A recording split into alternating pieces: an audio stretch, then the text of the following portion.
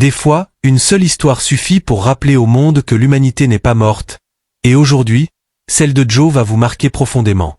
Depuis quelques jours, quelque chose d'extraordinaire se passe, quelque chose de rare, presque irréel, et pourtant bien réel.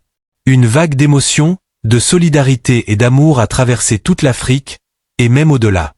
Une histoire qui a commencé dans la douleur, dans la chute, mais qui aujourd'hui prend un tournant que personne n'aurait imaginé.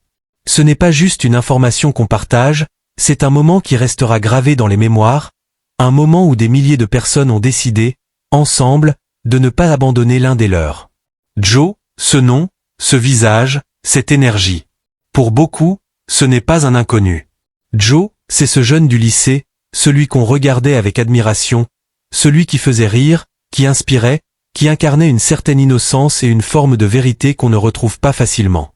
Derrière ce personnage, il y a Kenzie Bassiono, un talent brut, un symbole pour toute une génération. Mais la vie, comme souvent, n'a pas suivi le scénario qu'on espérait pour lui. Après les projecteurs, après les applaudissements, il y a eu le silence. Un silence lourd, inquiétant, qui s'est installé progressivement. Puis sont venues les rumeurs, les images, les témoignages, et finalement la vérité, brutale, sans filtre. Un accident grave, des blessures visibles et invisibles, des douleurs profondes, et surtout un engrenage dangereux.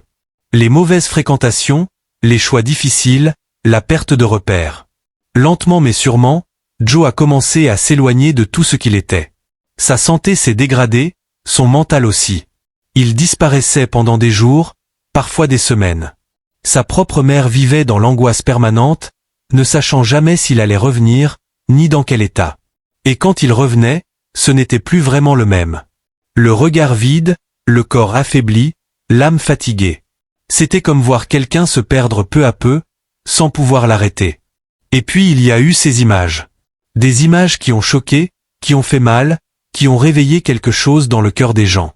Joe dans la rue. Joe en train de mendier. Le même Joe qu'on regardait autrefois à la télévision, réduit à lutter pour survivre. À ce moment-là, ce n'était plus juste une histoire individuelle, c'était devenu une blessure collective. Parce que malgré tout, personne ne l'avait oublié. C'est là qu'intervient Aïcha la battante.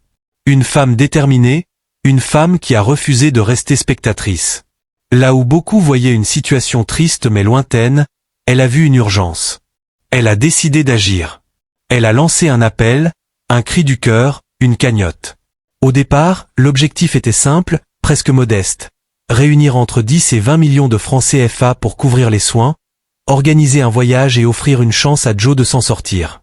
Mais ce qui s'est passé ensuite dépasse tout ce qu'on pouvait imaginer. En quelques heures, les premiers dons arrivent. Puis ça s'accélère. Les montants augmentent, les partages se multiplient. Des anonymes, des fans, des artistes, des influenceurs, tout le monde se mobilise. Des personnes qui n'ont pas forcément beaucoup donnent quand même. 500 francs, 1000 francs, 10 000, 100 000, peu importe le montant, parce que ce qui comptait, c'était le geste, c'était l'intention, c'était l'amour derrière. Puis MC Lamine entre en jeu. Il ne se contente pas de regarder, il agit. Il donne, il mobilise, il pousse les autres à faire pareil. Et là, c'est une explosion. La cagnotte grimpe, encore et encore. 16 millions, puis plus, puis encore plus. Les Burkinabés de l'intérieur comme de l'extérieur participent massivement. Les messages arrivent de partout. L'énergie est incroyable. Et finalement, le chiffre tombe, plus de 22 560 000 francs CFA. Ce chiffre, ce n'est pas juste de l'argent. C'est une preuve. Une preuve que quand les gens décident de s'unir, ils peuvent accomplir quelque chose de puissant. Une preuve que la solidarité n'est pas un mot vide. Une preuve que l'Afrique sait prendre soin des siens. Même après la clôture officielle de la cagnotte le 17 mars, les dons continuent. Certains envoient encore de l'argent, d'autres proposent de l'aide autrement. Une agence de voyage offre des billets. Des personnes proposent un accompagnement. On ne parle plus seulement d'une cagnotte, on parle d'un véritable mouvement. Mais maintenant, la question la plus importante se pose, et après? Qu'est-ce qui va réellement changer pour Joe? La réponse est oui, les choses vont changer. Mais pas de manière superficielle. Pas juste un coup de pouce temporaire. Non. Il y a un plan. Un vrai plan, structuré, réfléchi. Joe va être transféré au Maroc. Pas pour se reposer, pas pour fuir, mais pour se reconstruire. Complètement. En profondeur. Il va intégrer un centre spécialisé pour une cure de désintoxication complète. Un processus long, difficile, exigeant. On parle d'environ 1 an de suivi. 1 an de travail sur lui-même. 1 an de combat quotidien. Là-bas, il bénéficiera d'un accompagnement global. Désintoxication, thérapie psychologique, suivi médical, reconstruction physique. Il sera encadré, guidé, soutenu. Chaque jour sera une étape.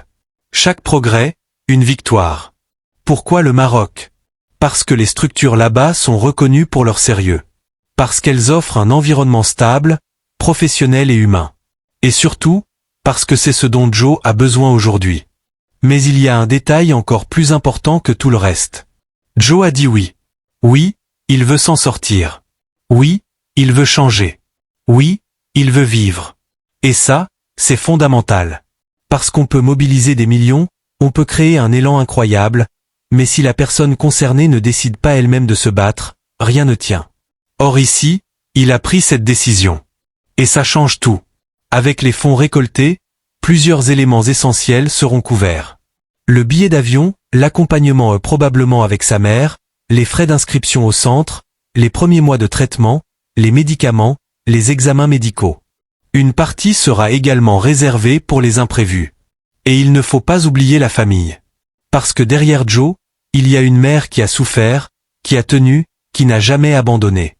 L'objectif n'est pas seulement de le soigner. L'objectif est de le reconstruire. De lui redonner une identité, une dignité, une direction. De lui permettre de redevenir quelqu'un, pas aux yeux des autres, mais à ses propres yeux.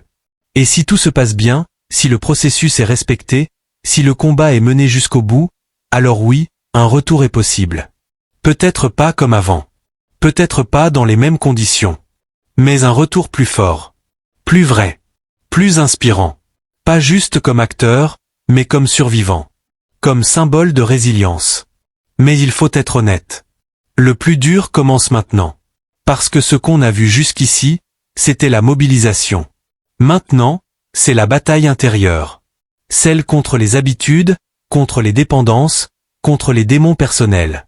Une bataille invisible, mais intense. Il y aura des moments de doute. Des moments de fatigue. Des moments où tout semblera difficile. Mais cette fois, il ne sera plus seul. Et ça, c'est une différence énorme. Sa mère donnera des nouvelles. Aïcha aussi. On suivra son évolution, ses progrès, ses défis. Parce que cette histoire, ce n'est pas juste un événement, c'est un parcours. Et à tous ceux qui ont contribué, de près ou de loin, ce que vous avez fait est immense.